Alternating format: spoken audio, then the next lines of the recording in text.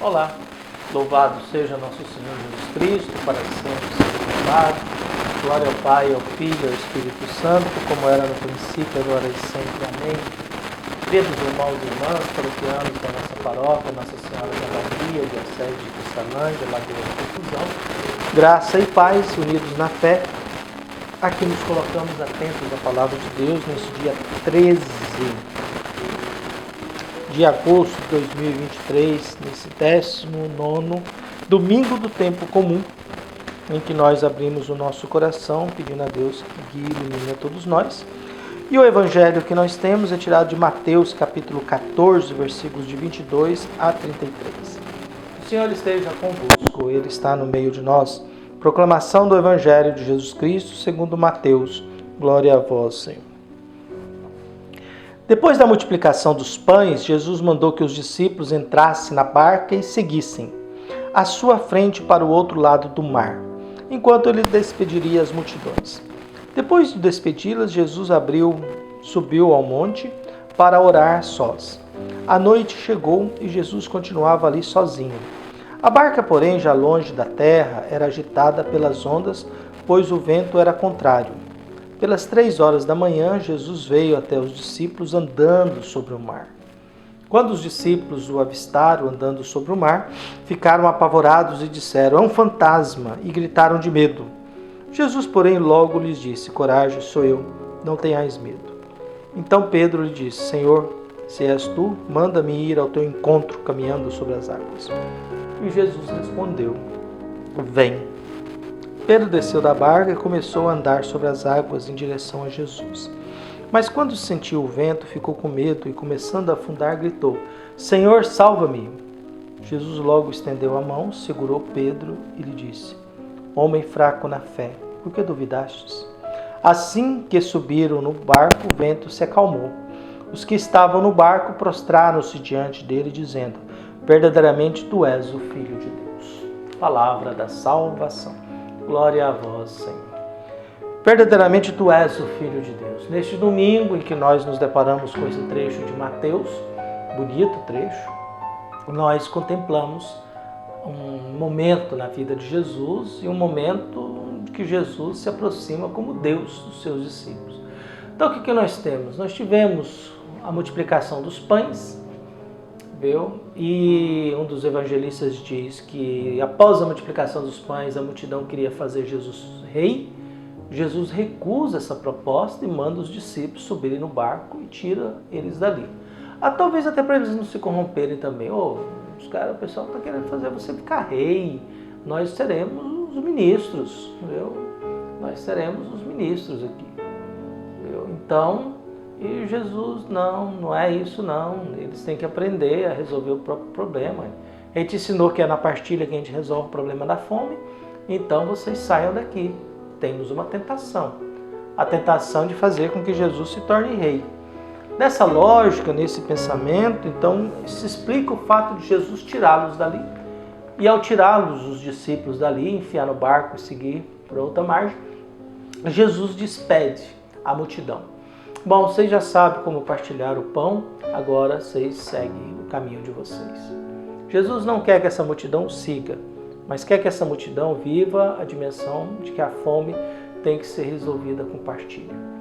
Logo em seguida, é prática de Jesus, depois de certos momentos, Jesus se recolher para rezar. Jesus tinha uma prática de sair sozinho para rezar a sós, geralmente numa montanha. Montanha é o lugar em que há um movimento de que o ser humano sobe e Deus desce ali ao encontro, e nas montanhas é o lugar das experiências do encontro com Deus. 3 horas da manhã, lembrando que Jesus morreu 3 horas da tarde, mas 3 horas da manhã Jesus toma a decisão de ir ao encontro dos seus discípulos. Os discípulos enfrentam ventos contrários. Ventos contrários são todas as realidades, todos os momentos, todas as situações em que algo quer me impedir de fazer aquilo que Jesus me pede. Então Jesus me pede para rezar, a preguiça é um vento contrário, os compromissos são ventos contrários, há muitos ventos contrários diante da vida que nós temos. Então o que nós temos no decorrer da nossa vida? Nós temos ventos contrários. Eu quero ler um pouquinho mais, é sempre um vento contrário que me impede de ler. Eu quero rezar um pouquinho mais, há sempre um vento contrário que me impede de rezar. Eu quero fazer um bem, mas sempre há um vento contrário que me impede de fazer um bem. Eu quero me colocar à disposição, mas sempre há um vento contrário que me impede de fazer isso. Mesmo assim, Jesus vai ao encontro dos seus discípulos. Caminhar sobre as águas é precedência divina. Eu nunca posso me esquecer que Jesus não é só um ser humano. Jesus é um ser humano divinizado, para que nós sejamos humanos divinizados, já que Deus divinizado se tornou humano. Jesus é Deus que se humanizou para que nós possamos nos divinizar e abrir um caminho de comunhão com o divino.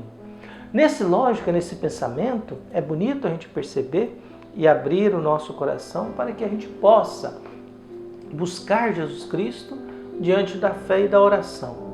Mas que esse Jesus, sabendo que eu vivo enfrentando ventos contrários, ele vem como Deus ao meu encontro. O problema é o modo que a gente reconhece Jesus. Para os discípulos no barco enfrentando ventos contrários, é um fantasma e gritam de medo. E gritam de medo. E Jesus tem que interferir. Viu? É um fantasma. E Jesus, porém, logo disse: coragem, sou eu, não tenhais medo. Essa expressão sou eu é o nome de Deus do Antigo Testamento. Viu? Quando Moisés pergunta, qual que é o seu nome? Ele, sou eu. Diga, sou aquele que sou. É o nome de Deus do Antigo Testamento. Quando Jesus diz, coragem, sou eu, não tenhas medo, Jesus está dizendo, coragem, sou eu Deus, não tenha medo.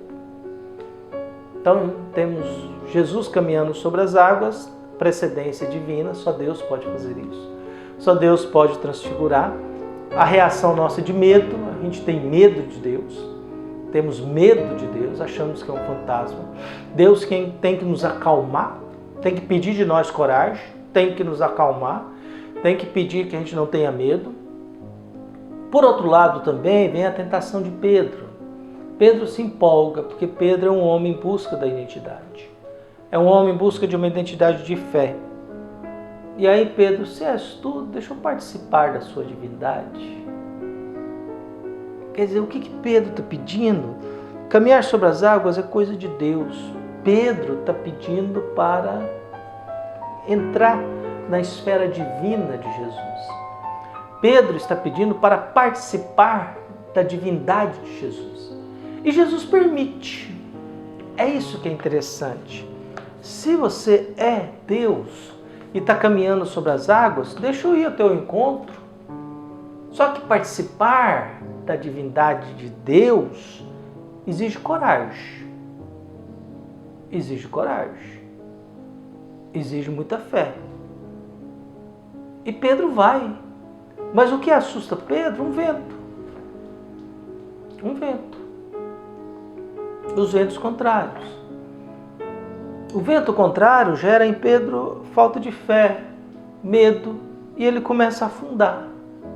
E ele pede socorro, Jesus o acolhe e diz, homem de pouca fé, por que duvidastes? Você não pediu para participar da minha divindade? Você não pediu para participar do meu mundo? Você não pediu para estar em comunhão com a minha divindade? Eu te permiti, Pedro, mas um vento contrário fez você afundar.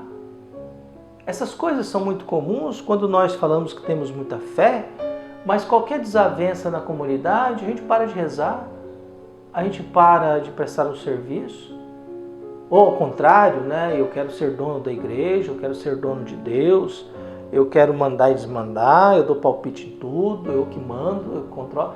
Quer dizer, há um equívoco aí grande e significativo. E quando Jesus sobe num barco, o vento, porque Jesus pode mandar na natureza, Jesus pode mandar no vento, e o vento acalma, viu?